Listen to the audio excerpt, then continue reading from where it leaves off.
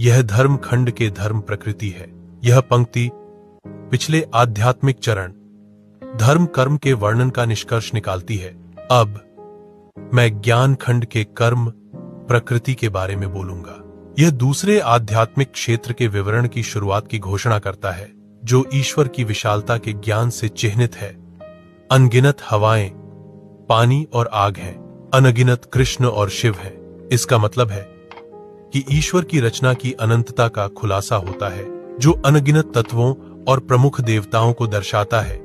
अनगिनत ब्रह्मा है, जिन्हें रूपों, रंगों और दिखावों में ढाला गया है। इसका मतलब है कि निर्माता देवता ब्रह्मा स्वयं सर्वोच्च भगवान द्वारा बनाए गए अनगिनत प्राणियों में से एक है।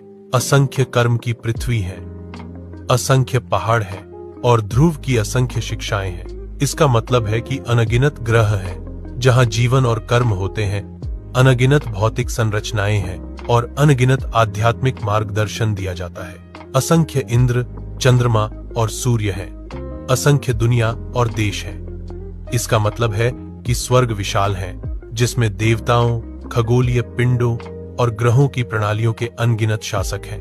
अनगिनत सिद्ध हैं, प्रबुद्ध जन बुद्ध हैं, नाथ हैं और देवियों के अनगिनत रूप हैं। इसका मतलब है कि भगवान द्वारा बनाए गए आध्यात्मिक शिक्षकों, गुरुओं और शक्तिशाली महिला देवताओं की संख्या अनंत है।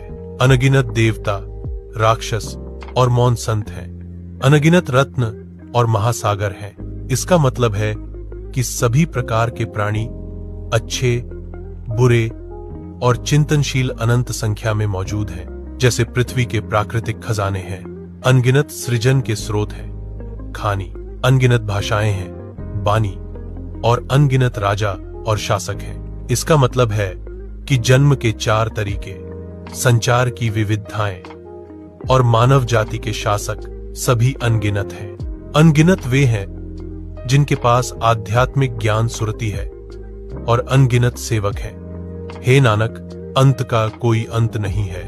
यह पुष्टि करता है कि समर्पित आत्माओं की संख्या और ईश्वर की रचना की विशालता वास्तव में असीमित है।